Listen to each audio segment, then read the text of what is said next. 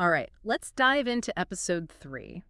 Your notes are amazing, by the way. You picked up on some really interesting details. We've got 4 major plot lines to unpack here. Compare them back to Tolkien's world, and maybe even make some guesses about where the series is headed. It really is fascinating to see how the show is weaving these different threads together, each with their own mysteries and It's reveals. like a tapestry, right, with all these different colors and textures coming together.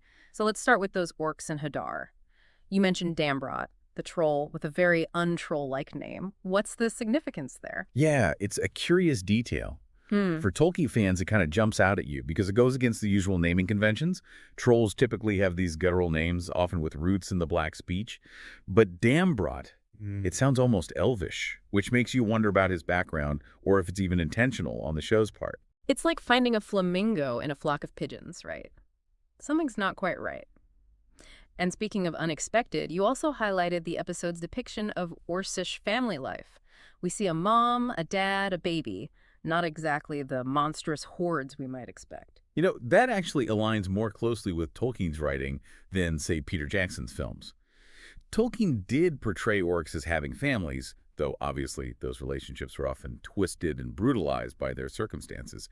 Still, it adds a layer of complexity to their society. It makes you question the nature of evil, doesn't it? Are they inherently bad, or are they products of their environment? Hmm. Interesting stuff. Okay, switching gears a bit to another character you were curious about, Isildur.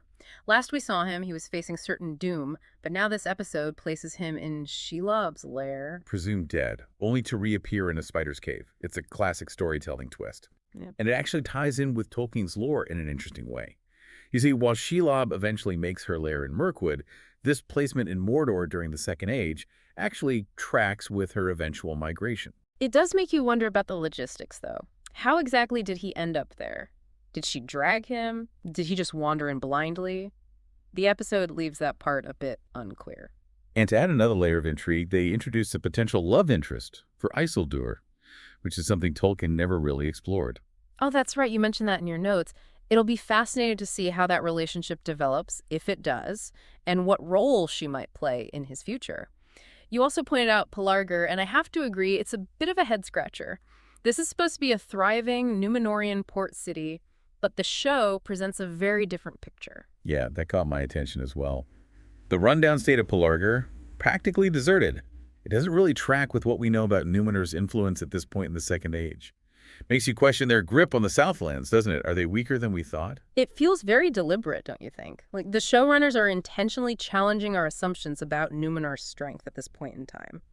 And speaking of Númenor, let's talk about all the drama unfolding within its walls. What did you make of the power struggles going on? Oh, the battle for the throne is definitely heating up. Our Pharaoh's ambitions are on full display, and the Calantiri, those seeing stones, are right at the heart of it all. You specifically mentioned that the show seems to be deviating from the books when it comes to the Palantiri. Can you elaborate on that a bit? Absolutely. In Tolkien's writings, those 7 Palantiri belong to Amandal, Elendil's father.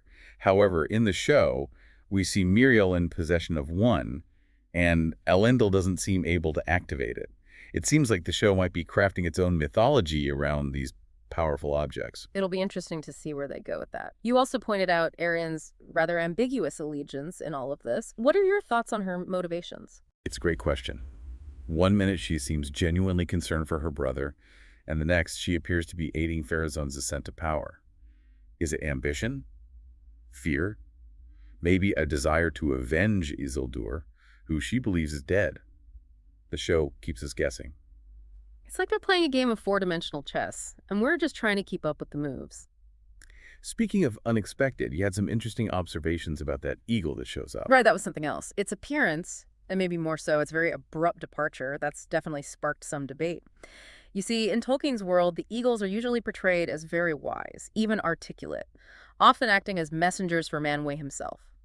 So their actions, usually they carry some serious weight. They don't just swoop in and then leave without a word, right? Precisely. So this eagle shows up, causes a stir, and then just vanishes. It's strange, especially given that its presence could be interpreted as an endorsement of Ar-Pharazôn, even unintentionally.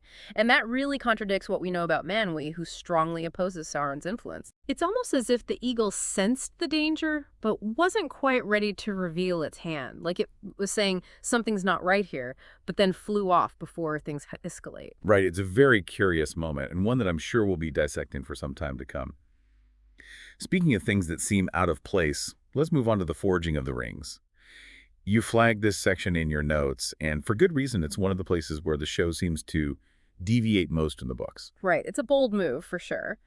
What do you think is the significance of this change? Is it just about creating dramatic tension, or is there something more at play?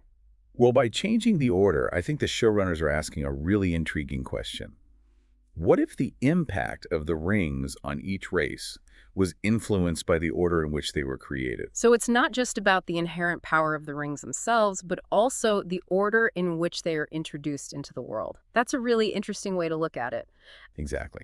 And it raises questions about the specific vulnerabilities of each race at this point in the Second Age. Why offer the seven to the dwarves first?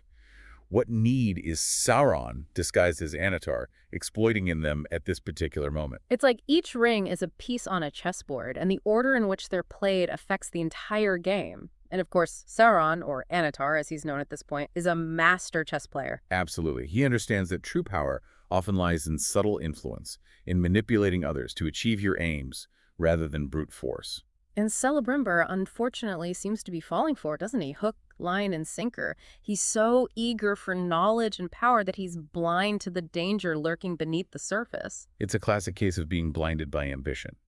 And Anatar, with his charisma and promises of knowledge, he's playing Celebrimbor like a fiddle. It makes you wonder, though, what role Celeborn and Celebrian would have played in all of this had they been present. You mentioned their absence in your notes, and I couldn't help but notice it too. It's definitely noticeable, their absence, especially when you consider how important they are in the larger story of the Second Age. Celeborn, with his wisdom and influence, you'd think he'd be a bit more skeptical of Anatar, maybe even see through the deception. And Celebrian. Oh, her fate is so closely tied to the fate of the elves and the rings. It's hard to imagine the story unfolding without her. Yeah, it does feel like the show is building towards something, and their eventual arrival is going to shake things up in a big way, kind of like the calm before the storm, right? But speaking of shaking things up, let's talk about these deviations from the source material. You mentioned in your notes how you're fascinated by this blend of faithfulness and creative liberty that the show is playing with. It's a tricky balance to strike. On the one hand, you want to stay true to the spirit of Tolkien's world, right? Capture the grandeur, the mythology, all the things that make it so captivating.